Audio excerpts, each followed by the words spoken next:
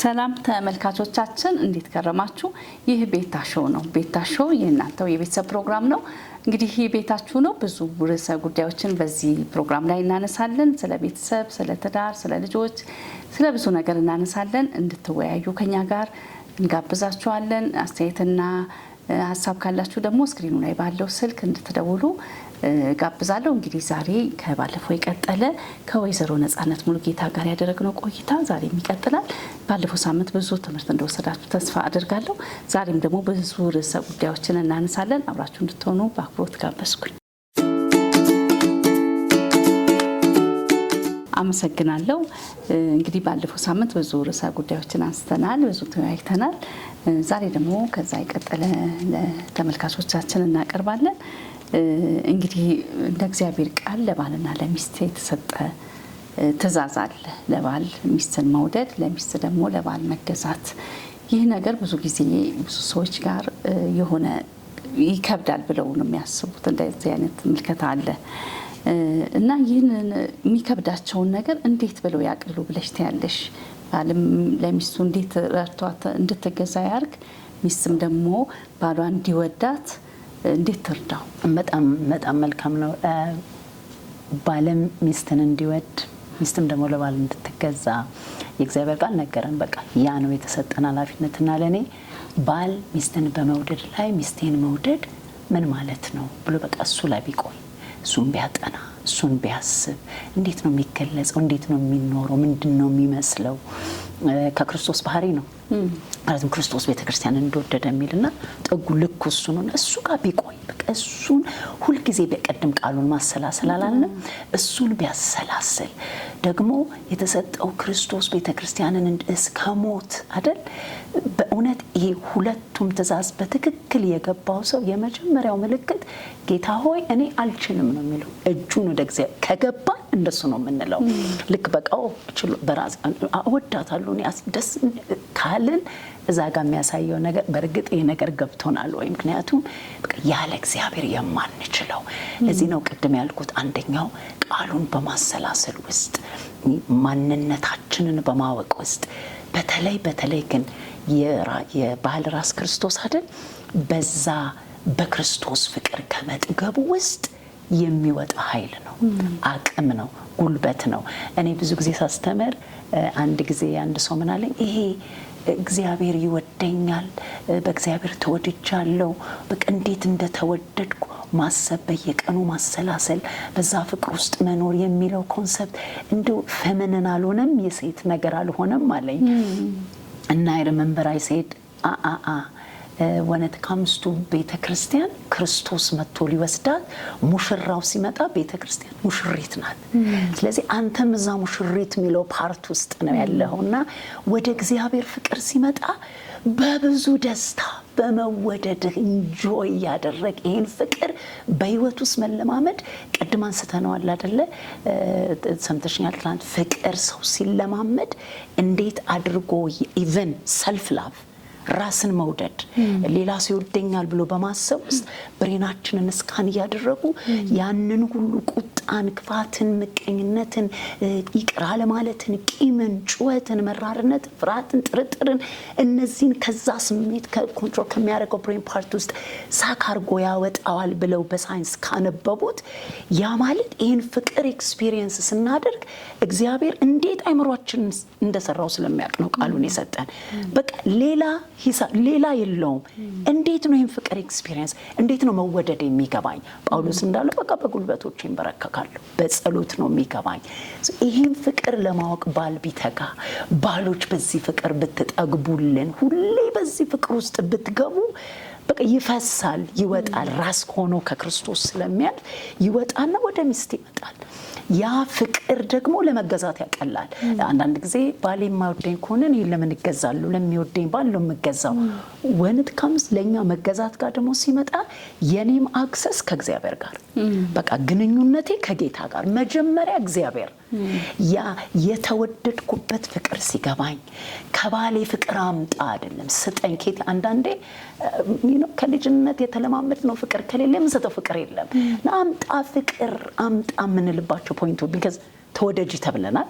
ፍቅር ብንፈልግም አይከፋም፣ እውነተኛ ነው፣ የተሰጠን ነው። ግን አምጣ ብለን ከባል እስከማንፈልግ ድረስ ከክርስቶስ ብንጠግብ በዚህ በመወደዳችን ፍቅር ውስጥ ብንገባ ባላችን ጨማሪ ነው የሚሆነው፣ እናቀልለታለን።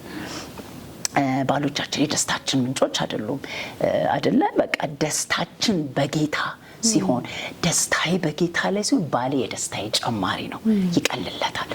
አንድ ነገር ግን የሌለውን ሰው አምጣ ስትዩ ቢኖረውም አምጣ ስትዩ ሳያውቀው ይሸሻል፣ ለመስጠት ይቸገራል። ስለዚህ ለሚስትም ወደዚህ ወደ እግዚአብሔር ፍቅር በቅስፋቱ ጥልቀቱ ውስጥ ከመታወቅ የሚያልፈውን የአባትነቱን ፍቅር ፕራክቲስ ለማድረግ ብንተጋ በቃ ይሰመርበት። በዚህ ፍቅር ውስጥ እንየው ምን ይመስላል። በህይወቴ ላይ በጣም ብዙ ለውጥ አይቼበታለሁ። የአመለካከት ለውጥ፣ የአስተሳሰብ ለውጥ። ኢቨን ወደ ባሌ መጥቼ የምፈልገውን ነገር ከመናገሬ በፊት ብዙዎቻችን እንደምናደርገው ከወቀሳ ንግግር ነው የምጀምረው። ለምንድነው እንዲማታረገው? እንዴት እንዲያታደርግም? ስንት ጊዜ ነገርኩ? ይሄ ወቀሳ ባሎቻችን ደግሞ ገና የወቀሳውን ንግግር ሲሞሩ ሸዳውን ያደርጋሉ። አትችልም ካለ አትችልም በቃ ስንጀምረው ራሱ እንደማይችል ተናግረን ነው የምንጀምረው። እንዴ ግን አንተ እንዴት ነው የምታስበው? እኔ እንደዚህ አይነት ሰው አይቻላቅም ብለን ከጀመርን ተነስቶ የሚያደርግበት አቅም እንኳን የለውም። ግን ቆም ብለን ምንድን ነው የምፈልገው? ምናልባት እቃው እዛ ካልታጠበ ቤት የሆነ ነገር ሆኗል፣ እሱ የሆነ ቲቪ ጋር ቁጭ ብሎ ሊሆን ይችላል። ስንጀምር እንዴት አደርጋለሁ? ምን አይነት ሰው ነኝ? እንዳንተ አይነት ሰው አይቻላቅም ይሄ ያል ብለን የሚቀጥል ኮሚኒኬሽን የለም፣ ተዘጋ። ግን ምንድን ነው የምፈልገውን ሳቅ ወይ እዛ ጋር ያለው ነገር እንደዚህ ሆኖ አንተን እንደዚህ ሳይ እንዴት እንዳዘንኩ እንዲህ ብታረገው እንዴት ደስ አየሽ። እኔ ነኝ ካልማረኩ የምፈልገውን ጠየቁ። ከዛ ያንን ባይት ሰልፍ እንኳን ከእግዚአብሔር ጋር በሚኖረን እንዳልኩት ዝረጋ ማለትን ሰላምን ኤክስፔሪንስ እናቀልለታለን። ለማድረግ የሚፈልገውን ነገር ተነስቶ ለማድረግ በአብዛኛው ግን የምንነጋገርበት ንግግር ነው ላለማድረግ በመሃል የሚከፍተው። ስለዚህ እኔ ከባሌ የምፈልገውን ነገር መጀመሪያ ከእግዚአብሔር ሳገኝ አንዳንዴ ሰጪም ሁሉ እንሆናለን አይደል? ስለዚህ መገዛት ማለት ምን ማለት ነው? ባልን ማክበር ማለት ምን ማለት ነው? በምን አውቃለሁ? አንደኛው ማጥናት፣ ማሰብ፣ መጠየቅ፣ ማወቅ። ስለሱ መውደድ አይደለም እኔ ማሰብ ያለብኝ ስለኔ። እሱን ሳደርግ ከዛ አንድ ቀን ጊዜ ይመጣል ሁለታችንም መወደድ ተሰምቶሻል ወይ ሰማሻል ወይ ኦብዘርቭ ልናደርግ እንችላለን፣ ወይም ልንጠያየቅ እንችላለን። መወደድ የሚሰማሽ መቼ ነው? ምን ሳረግ ነው? መከበር የሚሰማህ መቼ ነው? መከበር ተሰምቶታል ወይ? እኔ እኮ ያከበርኩት ነው ብዬ ሊሆን ይችላል፣ እሱ ግን አልተሰማ ይሆናል። መከበር የእሱና የኔና ወደዛ ኮንቨርሴሽን እንመጣለን፣ በንግግር እናቀለዋለን። ስለዚህ እኔ በአንደኝነት የምለው በቦታችን በተሰጠን ፖዚሽን ላይ እናጥና፣ እናስብ፣ እንጠይቅ። ከዛ ደግሞ የሁለታችንን ፓርት አግኝተነዋል ወይ? በዚህ በመገዛት መወደድን ታቀልለታለች፣ በመውደድ መገዛትን ያቀልለታል። ይሄ የሁለት ሰዎች አንድ ስጋ የተደረግንበት ትልቅ ሚስጥር በሁለት ሰዎች ነው። አንዳንዴ እኔ በቃ እሱ ቢወደኝ ባይወደኝ የኔን ፓርት በመገዛቴ እኔ ቀጥላለሁ ይላሉ። ይሁን፣ ትዳርን ሊጠብቅ ይችል ይሆናል። ባሎችም እንደዚህ የሚሉባቸው ጊዜዎች አሉ። ያ ግን የእግዚአብሔር ደስታ አይደለም። ያ ግን ትክክለኛው የቤቱ ሰላም፣ የአንድ ስጋ የተባለበት ሚስጥር፣ እግዚአብሔር ቀጥታ ጸሎትን ሊሰማ አንድ ያረገበትን ሚስጥር አይጠብቅም። ሁለቱም ግን አንድ ቻፕተር ላይ አንድ ቴብል ላይ ሲሆኑ እሱ ስለ እሷ ሳክሪፋይስ የሚያደርገው ነገር አለ፣ እኔ ስለ ባሌ ሳክሪፋይስ የማደርገው ነገር አለ። እኔ የምተወው አለ፣ እሱ የሚተወው አለ። በዛ መተው ውስጥ አንድ ቴብል ላይ እንመጣለን። ስለዚህ የመነጋገር ቀኖች ራሱ አሉን ወይ? እኔ እንደዚህ እላለሁ። ብዙ ጊዜ ቤት ውስጥ ሳሎን ቤት ጭቅጭቅ አለ፣ መኝታ ቤት ጭቅጭቅ አለ፣ ኪችን ውስጥ ጭቅጭቅ፣ ንግግር አለ፣ መኪና ውስጥ ንግግር አለ፣ ኤቭሪዌር። ለምንድን ነው የምንናገረው? ራሱ አደፍ ኢሞሽን ከስሜት ተነስተን ነው። ግን የምንነጋገርበት ቀን ቢኖር ለሚመጡልን ሀሳቦች አሁን ቅድም እንዳልኩት መወደድ ይሰማሻል ወይ? መከበር ይሰማሃል ወይ? እንደዚህ መሆን በብዙ አይነት መልክ ልንነጋገር እንችላለን። ግን ያ የመነጋገሪያ የመጡልንን ሀሳቦች ቁጭ በዚህ ቀን ይሄን ሐሳብ እናወራለን ምንልበት ቀን አለ ወይ? በጣም ያቀለዋል። የመግባብ ሳንነጋገር ስለማንግባባና ሁለታችንም አብረን የምንሰራው ሁለቱም አንድ መስመር ላይ ሲሆኑ መገዛትና መውደድ እየቀለለ መቼም ቀላል አይሆንም። ፖሲብል ግን የሚቻል እየሆነ ይመጣልና በየዕለቱ የምናድግበት ይሆናል። ግን ሁለቱም አንድ ምዕራፍ ላይ አንድ ቴብል ላይ መሆን ይገባቸዋል። አመሰግናለሁ።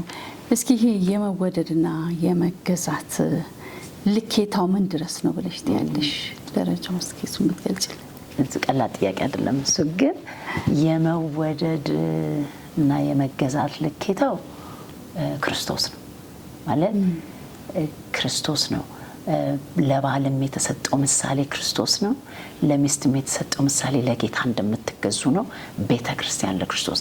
በዚህ ውስጥ የእግዚአብሔር ባህሪ አለ። በሁለቱም የሚገለጥ ባህሪ አለ። ያ ባህሪ ነው ኢቨን ዓለም የሚያየው ወንጌል የሚሰበክበት ልጆች የሚያዩት ትዳር የሚወዱበት የሚጠሉ ይሄ የእግዚአብሔር ባህሪ በዚህ በመገዛትና በመውደድ ውስጥ በጣም በብዙ ይገለጣል። ልኩ ምንድነው? ክርስቶስ ነው።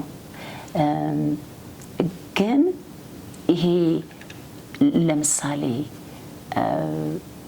ብዙ ጊዜ አሁን ባሎች የሚወስኑት ፋይናል ዲሲሽን የመጨረሻ ውሳኔ የባል ነው እንላለን። ለብዙ ሰዎች ጥያቄ አለ። ለምን? እንደውም ባለፈው ሳስተምር እንዴት ነው ይሄ ነገር የሚሆነው? ላይክ እንደው ቀጥታ ነው የምንቀበለው የባሉ ውሳኔ ብለን ቀጥታ ነው የምንቀበለው? እንዴት ነው ይሄ ነገር የሚሆነው? ትክክለኛ ጥያቄ ነው። ለኔ ይሄ ውሳኔ የሚለውን ፖዚሽን ቦታ ለምሳሌ ባለ ሐሳብ ያመጣል። የሚስት ኃላፊነት የመጀመሪያው ምላሽ ያንን ሐሳብ ሲጀመር በአክብሮት መቀበል ነው።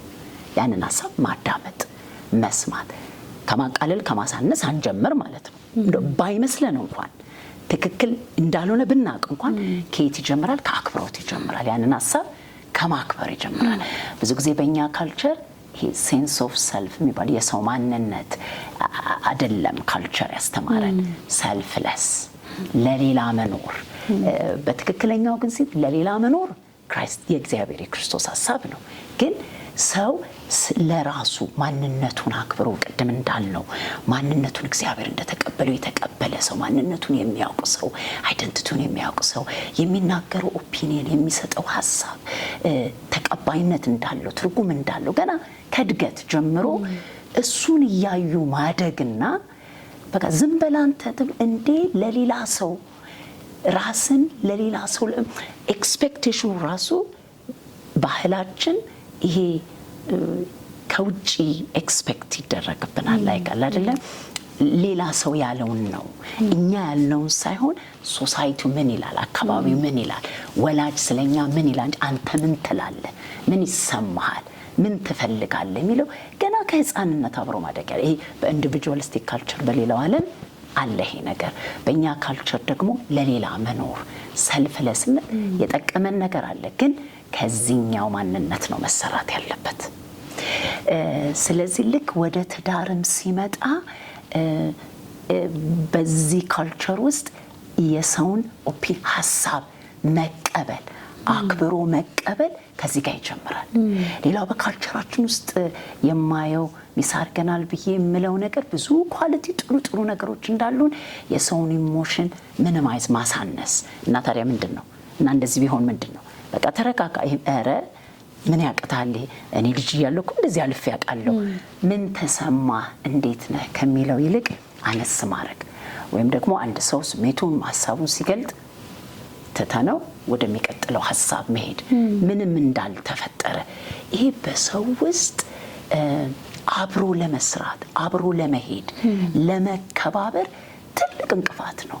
ሰው ማንነቱ የሚሰጠው ሀሳብ ተቀባይነት ማግኘቱን ካላወቀ ለሚቀጥለው ግንኙነት በቃ አቅም ማጣት ውስጥ ይገባል። ለዚህም ነው ከትዳርም አልፈን አብሮ መስራት በሚለው ትልቅ ቻሌንጅ ሆነው እሱ ሌላ ቶፒክ ነው። ግን ልክ እንደዛው በልኩና መጠኑ ሚስት የባሏን ሀሳብ ከማክበር ይጀምራል። ከዛ ቀጥሎ ግን በጥበብ የተሰጠን ስለዛ ጉዳይ የምናስበውን ሐሳብ በግልጽ ልናስቀምጥ ልንናገር ይገባል። አንዳንዴ ምን ያለው ባሎች በቃ እኔ ራስ ነኝ የተናገርኩትን ሐሳብ አዳምጪ፣ የምን ጥያቄ ነው ምንድነው ጥያቄ በቃ ብያለሁ፣ እንደዚህ ነው መሆን ያለበት። ይሄ ብዙ የሚያሳየው ቅድም ከራስ ሆኖ ከክርስቶስ የጠገብነው ፍቅር የመወደዳችን ልክ ራሱን የሚወድ ሚስቱን ይወዳል እንደ ስጋው እንደ ራሱ ስጋ የሚለውን ጥያቄ ውስጥ ይከታል። ምክንያቱም ሚስቱ የምትለውን ነገር በመስማት አንዳንዴ ባይፈልግ እንኳን አንቺ ስላልሽ የሚሉትን አስተሳሰቦች ውሳኔው እንዳለ ሆኖ ሊሄድ እንኳን ይችላል እንጂ እንዴት ጥያቄ ለምን ይሄ ሐሳብ መጣ፣ ለምን እጠየቃለሁ፣ ለምን ይሄ አይዲያ ይሰጣል የሚል ይሄ ሌላ አንዱ ትልቅ ጥያቄ ነው። ያንን ሳይሆን ባል ያመጣውን ሐሳብ ሚስት አክብራ የእሷን ሐሳብ ደግሞ ኤክስፕሌን አድርጋ በጸሎት የመጨረሻው ፋይናል ዲሲዥን ባል በዚህ ሐሳብ ሊገባ ይችላል፣ ሊግባቡ ይችላሉ። ባይግባቡስ ባል ያየሁት ሐሳብ ይሄ ነው በዚህ ነው የምንቀጥለው ብሎ እስከ መጨረሻው የሚሄድበት ሁኔታ ቢፈጠርስ ልኩ ምንድነው ስላልሽ ነው የመጨረሻው ውሳኔ የባል ፋይናል ዲሲዥን ይሆናል። እዚህ ውስጥ ግን ሚስቴን ስታደርግ በተሰጠን ፖዚሽን እግዚአብሔርን ታምነን ነው። ይሄ ደግሞ እኔ የምለው ነገር እዚህ ውስጥ በጣም የጠለቀ ሰላምና ደስታ ውስጥ ቤት ውስጥ ያለን ጭቅጭቅ ወይም ኮንፍሊክት የሚያደርግ ኢቭን መንፈሳዊ እድገት ውስጥ እግዚአብሔርን ታምነን ያንን ፖዚሽን ወስደናልና እግዚአብሔር ተጠያቂ ሲሆን እናያለን። እግዚአብሔር ጣልቃ ሲገባ እናያለን። አንዳንዱን እግዚአብሔርን በመታመን የምናደርጋቸው ነገሮች አሉ። ለምን? በተሰጠን ፖዚሽን እስከ ጥግ ለመሄድ። ይሄኛው ብዙ ጊዜ የሚነሳ ሐሳብ ስለሆነ ነው። ለምንድን ነው የባል ፋይናል ዲሲዥን የሚሆነው? ግን እውነት የተያዘ እውነት አለው። በዚህ ውስጥ ቅድም እንዳልኩት የሰላምና ደስታን ኤክስፒሪየንስ ቤት ውስጥ የሚሆነው እግዚአብሔር ጋድ ኦፍ ኦቶሪቲ የስልጣን በስልጣን ውስጥ ነው የሚሰራው። በዛ ውስጥ የሚኖረው ፍሎ በህይወት በመኖር ውስጥ ነው የምናየው። አንድ ጊዜ ስናገር ባል ፕሮቫይደር ነው ብዬ ስናገር አንድ ሴት ደውላ ፕሮቫይደር ለምንድን ነው የሆነው? እኔም ፕሮቫይደር ነኝ። እኩል ነው የምንሰራው፣ እኩል ነው የምናመጣው። ለምንድን ነው ፕሮቫይደር የሚባለው? ከየት መጣ ብዬ አሰብኩ። ምናልባት ይሄ ቃል ሊስተካከል ይገባ ይሆን እንዴ ብዬ በልቤ አሰብኩ። ምክንያቱም የእሷ አባባል ነፃ ራይት አላት ያለችበት። ከዛ በስንት ጊዜ መልሳ ደወልና እስቲ ቆይ ይህን ነገር ማሰብ አለብን። አይኖ ፕሮቫይደር ሲሆን በገንዘብ ብቻ ሳይሆን እንመኔደር በብዙ ኤሪያ ላይ ነው ሴኪር በመሆን መንፈሳዊ ነገር ላይ ፕሮቴክሽን ላይ አይዞሽ የብረት መዝጊያ ያለው አይደል ጳውሎስ፣ በዛ ኤሪያ ላይ ነው። ግን ይሄ ሐሳብ ቃሉ ብዬ አሰብኩና ደወለችልኝ።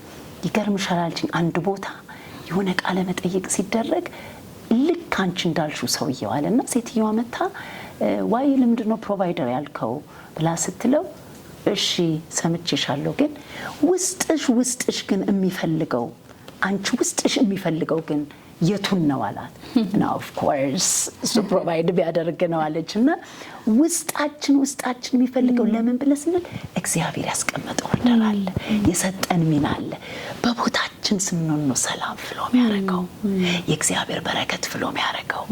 አንዳንዴ ይሄ ቅድም ያልነው የዋዘኞች ወንበር፣ የኃጢአተኞች ክፉዎች ምክር፣ የኃጢአተኞች መንገድ እንደዚህ ነው አሾልኮ ነው ወደ ሐሳብ የሚገባውና ኖ ለራስሽ ኑሪ በራስሽ ዲሲዥን ሜከር ነሽ የሚለውን ሐሳብ በማስገባት ውስጥ እስቲ ሪያሊቲውን እንየው። ኤክስፒሪየንስ የምናደርገውን ሰላም የቤታችንን የህይወታችንን አካሄዱን ፍሎውን በተለይ እግዚአብሔርን ለማክበር ለወሰነ ይሄ በመገዛትና በመውደድ ውስጥ ያለውን የእግዚአብሔርን ባህሪ እንዲታይ ለቆረጠ ሰው ይሄ የእውነት ምን አይነት ውጤት አለ በህይወታችን ነው የምናየውና ልኩ እሱ ነው ላለ የመጨረሻው ልክ ግን ጽዋ ሲሞላ ይቻላል። ይሄ ፕሪንሲፕል አይደለም። ምን ማለት ነው? ኤክስፒሪየንስ ነው። ከኤክስፒሪየንስ አንዳንዴ እንደ ፕሪንሲፕል አይሰበክም አይደል? ግን አንዳንዴ ሴቷን በመገዛት ውስጥ ጨክና በታማኝነት ስትኖር ለዛ የመውደድ ምላሽ ለማይሰጡ ወንዶች በጣም እፈራለሁ። ጠያቂው እግዚአብሔር ስለሆነ በመውደድም ደግሞ ራሳቸውን ክርስቶስ ቤተክርስቲያን እንደወደደ ለመውደድ ራሳቸውን ለሰጡ ለወጡ ባሎች ሚስቶች መገዛት ባቃተን ጊዜ በዛ ፖዚሽን ሳንሮል ሳንገኝ ስንቀር ጠያቂው እግዚአብሔር ነው። ሁለታችንም የእግዚአብሔር ልጆች ነን። አባታችን ነው እግዚአብሔር እና በዚህ ሂደት ውስጥ ጽዋ ሲሞላ ስል ትዳር ሲያቆም አይቻቃለሁ። ግን ሰው ያልሞላው ጽዋ አንዳንዴ ባሌ አይወደኝም፣ የሚገባውን አያደርግም፣ እንዲህ ነው ብለን እኛ በራሳችን የምንሞላው ጽዋ አለ ነገሩን ለመጨረስ። እግዚአብሔር ከዛ ይጠብቀን። እግዚአብሔር ግን ጣልቃ ይገባል። አዎ እግዚአብሔር ጣልቃ ይገባል። በቃ የሚልባቸው ቀኖች እንዳሉ ከኤክስፒሪየንስ ያየዋቸዋለሁ። ይሄ ወደፊት እንግዲህ በስፋት በብዛት ሪል ኤግዛምፕል ምን አነሳቸው ነገሮች ሊኖሩ ይችላሉና እንደሚገባ እንኑር እንጂ የሚያበቃው እኛ አይደለንም። የመገዛትን ልክ ማቆመው በሆነ መስፈርት ነው አይደለም። እኔ እስከ ክርስቶስ ልክ እስከ መጨረሻው አንከንዲሽናሊ፣ ባሌም እስከ ክርስቶስ ልክ እስከ መጨረሻው አንከንዲሽናሊ ሊወድ ነገሩ ግን መስመሩ ሲያበቃ ግን ጽዋ ቢሞላ የእግዚአብሔር ድርሻ ነው። በልጆችና በወላጆች መካከል መሰረታዊ በግንኙነታቸው መካከል መሰረታዊ ችግሮች ምንድናቸው ብለሽ ትያለሽ? በመግባባት በቋንቋ አብረው ሲኖሩ ብዙ ጊዜ ልጆች ቤተሰብ መሀል ሆነው ብዙ ጥያቄ የሚጠይቁት አለ። ብዙ ያልተመቻቸው ነገር እንዳለ ይገልጻሉ። ወላጅ ወይ እናትም አባትም አይረዱኝም ይላሉ። ብቸኝነት ይሰማቸዋል። ወላጅም ደግሞ ልጄ አይሰማኝም፣ አይታዘዝም፣ አይገዛልኝም ብለው የሚሉት ሀሳብ አለ እና በመካከላቸው ባለ ግንኙነት ብዙ ችግር ይፈጠራል እና ይሄን ችግር እንዴት ይፍቱት? ወላጆችም ልጆችም ግንኙነታቸውንስ እንዴት የሰመረ ያርጉት ያለሽ? በወላጅና በልጆች ግንኙነት ወይም በባልና በሚስት መካከል ባለው ግንኙነት መጀመሪያ ስናነሳ ከወደቀው ዓለም ነው አይደል የጀመረው? በኃጢአት ከወደቀው ዓለም ነው። በኃጢአት የወደቀው ዓለም የሞተው መንፈሳችን፣ ቀጥሎ ግን የሞተው ኮሚኒኬሽን ነው።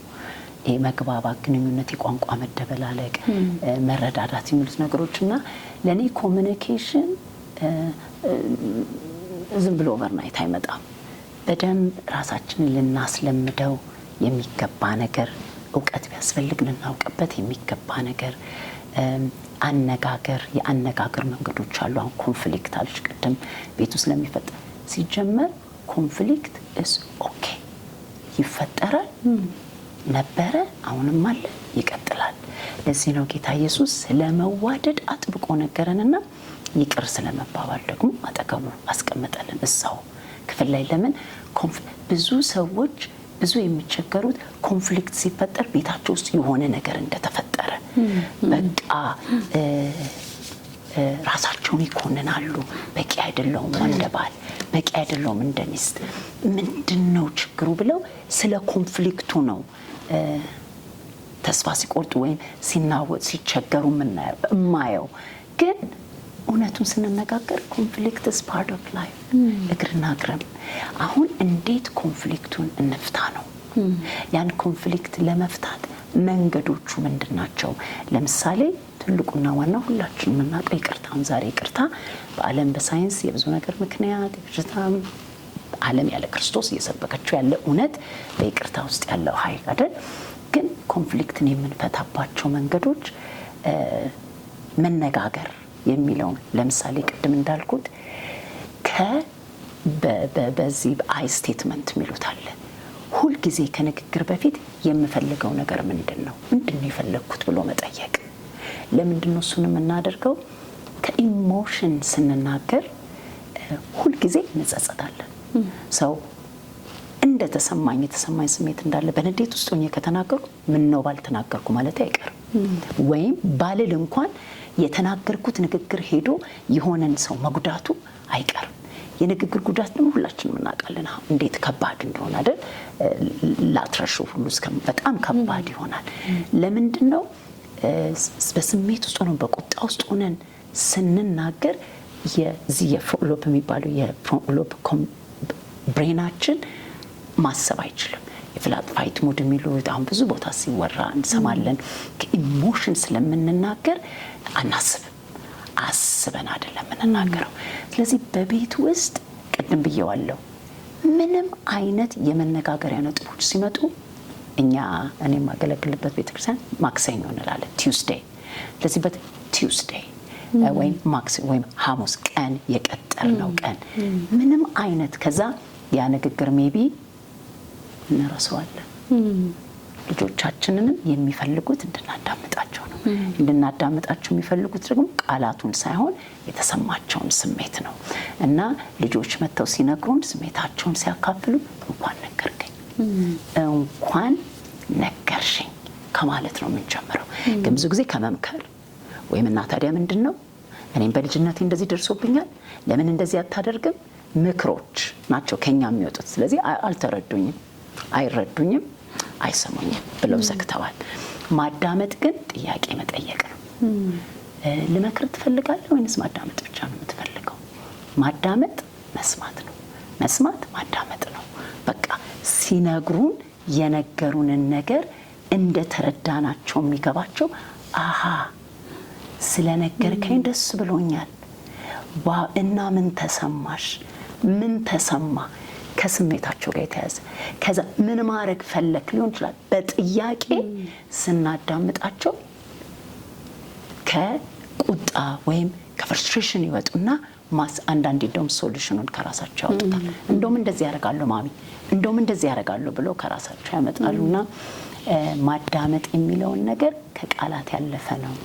የሰውን ኢሞሽን በስተጀርባው ነው የምናዳምጠው ብዬላለሁ። ይሄ ኮሚኒኬሽን በተለይ መደማመጥ የሚለው ነገር ከምክር ፊክስ ከማድረግ ስሜትን ከማሳነስ ነግረውን እንዳልነገሩን ከመቁጠር እነዚህ ነገሮች ላይ ኢንተንሽናሊ ብንሰራ ስናዳምጣቸው እየጠየቅናቸው እስክንረዳ ሶሉሽኑም እየጠየቅናቸው ይሄ ነገር አሳዘነ፣ ፊት ላይ ሀዘን ያለው ፊትሽ ላይ ደስታ ያለው ዋው ይሄ ነገር ገረመ ከስሜታቸው ጋር እያገናኘን ቢሆን መልካም ነው። አንድ ጊዜ አንድ ወላጅ ይሄንን ከተማርን በኋላ እቤት ሄዳ ልጇ ስትአውራት ጉናይት ጉናይት ጉናይት ጉናይት ነው ሁሌ የምላት እና መብራቱን አጥፍቼ ሄዳለሁ እና ሁሌ አታውቁም ማውራታለች። ከዛ አንድ ቀን ልኬ ሲገባኝ ሄጄ እያወራች ትናንትና የነገርሽኝ እዛ ላይብረሪ ውስጥ የነበሩት ልጆች ብዬ